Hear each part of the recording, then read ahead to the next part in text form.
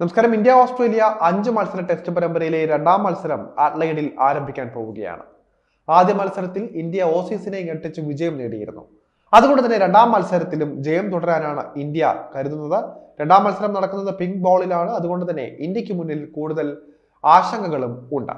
കഴിഞ്ഞ തവണ pink ball ടെസ്റ്റിൽ ഇന്ത്യ 36 റൺസിനാണ് ഓൾ ഔട്ട് ആയത്. ഈ നാണക്കേട് ഇത്തവണ മാറ്റേണ്ടതായി ഉണ്ട്. മാത്രമല്ല, ആദ്യ ടെസ്റ്റ് തോറ്റതിന്റെ അപമാനവും അതുപോലെ തന്നെ വീറും വാശിയുമെല്ലാം ഓസ്ട്രേലിയക്കുമുണ്ട്. അതുകൊണ്ട് തന്നെ ഈ ഒരു മത്സരം നിർണായകമാണ്. വാശിയേറുമെന്നും നിസ്സംശയം പറയാം.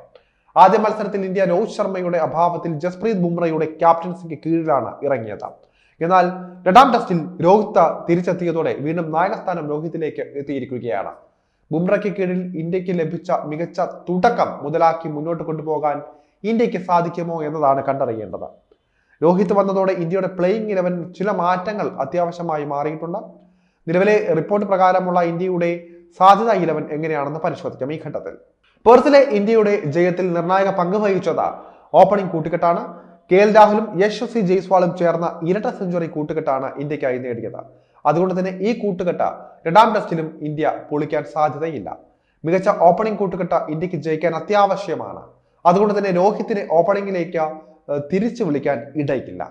രോഹിത്തിന്റെ സമീപകാല പ്രകടനങ്ങൾ മോശമാണ് എന്നതാണ് എടുത്തു പറയേണ്ട മറ്റൊരു കാര്യം. രോഹിത് ശർമ്മ മധ്യനിരയിലേക്ക് എത്താനാണ് സാധ്യതകൾ കൂടുതൽ. എന്നാൽ പുതിയ വിവരമനുസരിച്ച് രോഹിത് 3-ാം നമ്പറിലായിരിക്കും കളിക്കുക. 3-ാം നമ്പറിലേക്ക് തിരിച്ചു വരാൻ തയ്യാറെടുക്കുന്ന ശുഭ്മാൻ ഗില്ല് കളിക്കുക 5-ാം നമ്പറിലുമായിരിക്കും. ദേവദത്ത് പടിക്കലാണ് ആദ്യ മത്സരത്തിൽ 3-ാം നമ്പറിൽ കളിച്ചത്. എന്നാൽ പ്രതീക്ഷിച്ച പ്രകടനം നടത്താൻ അദ്ദേഹത്തിന് സാധിച്ചിരുന്നില്ല. രോഹിത് 3-ാം നമ്പറിൽ കളിക്കുമ്പോൾ വിരാട് കോഹ്ലി 4-ാം നമ്പറിലേക്ക് പോകും. മോശം ഫോമിലായിരുന്ന കോഹ്ലി പെർത്തിൽ ഇരട്ട സെഞ്ചുറി അടക്കം നേടി മിന്നിച്ച ഒരു താരമാണ്. 5-ാം നമ്പറിലേക്ക് ശുഭ്മാൻ ഗിൽ എത്തിയാൽ താരത്തിന്റെ പ്രകടനം എങ്ങനെയാകും എന്നതാണ് കണ്ടറിയേണ്ട മറ്റൊരു കാര്യം. ക്ലാസിക് താരമായ ഗില്ല് കൂടുതൽ ടോപ്പ് ഓർഡറിലാണ് കളിക്കുന്നത്. ഋഷഭ് 6-ാം നമ്പറിലേക്ക് ഇറങ്ങേണ്ടതായി വരികയും ചെയ്യും. ആദ്യ മത്സരത്തിൽ ഋഷഭിന് അത്ര മികച്ച പ്രകടനം നടത്താൻ സാധിച്ചില്ല. എന്നാൽ രണ്ടാം ടെസ്റ്റ് ഋഷഭ് പന്തിനെ സംബന്ധിച്ച് വളരെ നിർണായകമാണ്, പ്രധാനപ്പെട്ടതാണ്. പിങ്ക് ബോൾ ടെസ്റ്റിൽ അനായാസം മികവ് കാട്ടാൻ ഋഷഭിന് സാധിക്കേണ്ടതായുണ്ട്. നിർണായകമായ 6-ാം നമ്പറിൽ ഇന്ത്യയുടെ രക്ഷകനാകാൻ ഋഷഭിന് സാധിക്കുമോ എന്നതാണ് കണ്ടറിയേണ്ട മറ്റൊരു കാര്യം. ധ്രുവ് ജുറേലിന് സ്ഥാനം നഷ്ടമാകുന്ന കാര്യം ഏതാണ്ട് ഉറപ്പായി കഴിഞ്ഞു.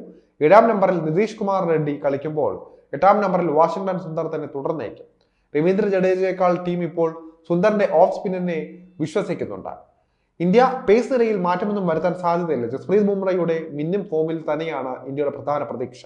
ആദ്യ മത്സരത്തിൽ നായകനെന്ന നിലയിൽ മുന്നിൽ നിന്ന് നയിക്കാൻ ബുംറയ്ക്ക് സാധിച്ചിരുന്നു. ഇപ്പോൾ നായകന്റെ സമ്മർദ്ദം മാറുമ്പോഴും ഇതേ മികവ് കാട്ടാൻ ബുംറയ്ക്ക് സാധിക്കേണ്ടതായുണ്ട്. മുഹമ്മദ് സിറാജും മികച്ച പ്രകടനം നടത്തിയിരുന്നു. യുവതാരം ഹർഷിത് റാണ മികച്ച ഫോമിലുമാണ് ഇപ്പോൾ. സനാഹ് മത്സരത്തിൽ അദ്ദേഹം 4 വിക്കറ്റ് അടക്കം നേടി മിന്നിച്ചിരുന്നു. ഈ ഒരു സാഹചര്യത്തിൽ ഇന്ത്യ പേസ് കൂട്ടുകെട്ടിൽ മാറ്റം വരുത്താനും സാധ്യതയില്ല.